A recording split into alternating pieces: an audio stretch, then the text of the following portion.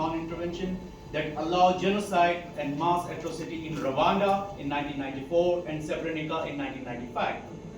By redefining sovereignty as responsibility rather than entitlement, R2P sought to reconcile humanitarian imperatives with foundational norm of state sovereignty.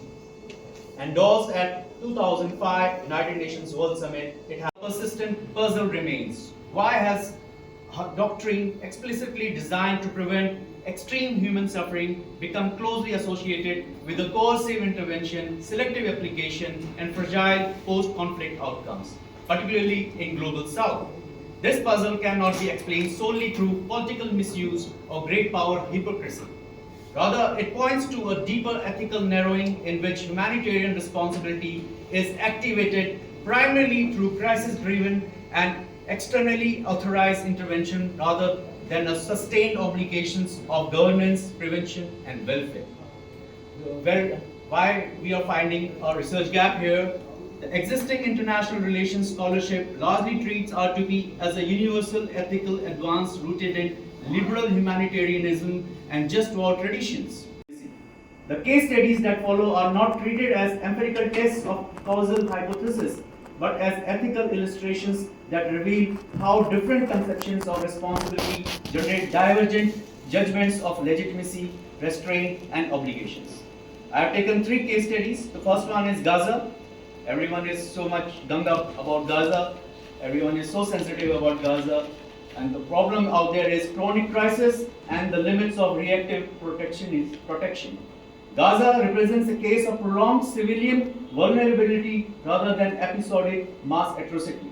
Since 2007, repeated military escalations, blockade-induced deprivation, and infrastructure destruction have produced chronic humanitarian suffering.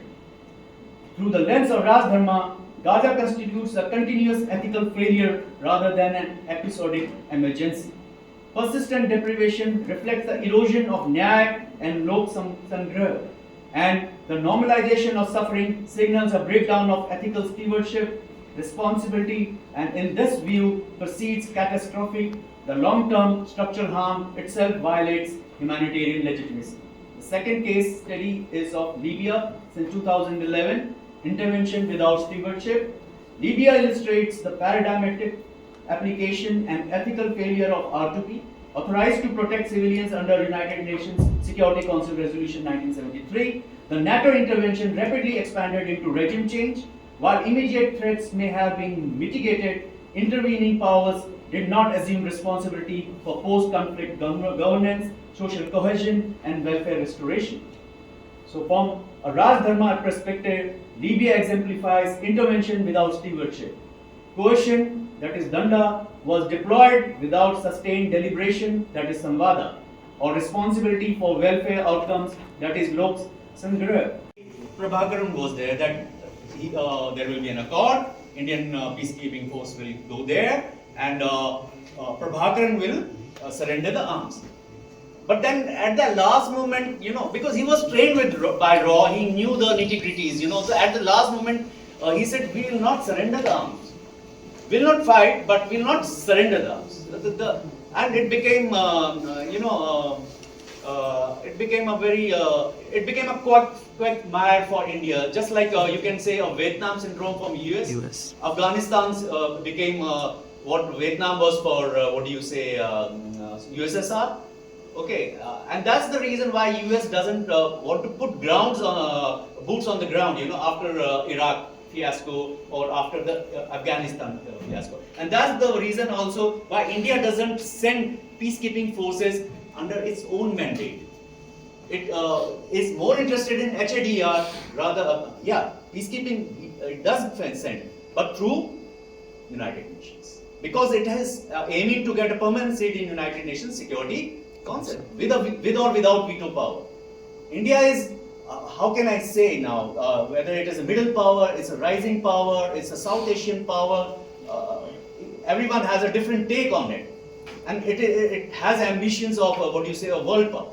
Then even if it doesn't get a UNSC seat, at least it should be a norm maker in contemporary world. That's what, in fact, India should look for. And soft power, as my contemporaries and my peers and my do it and then you do it.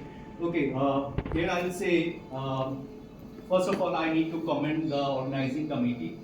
The reason being, it is a rigorous peer review process. So the speaker or the presenter knows exactly what he is speaking. And second thing is, I'm sure most of the suggestions would be taken in a right way, and you had worked on them.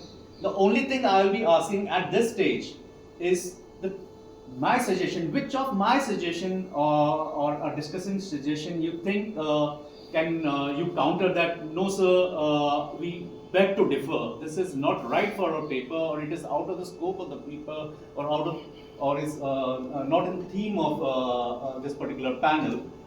That you can explain, and then we are done.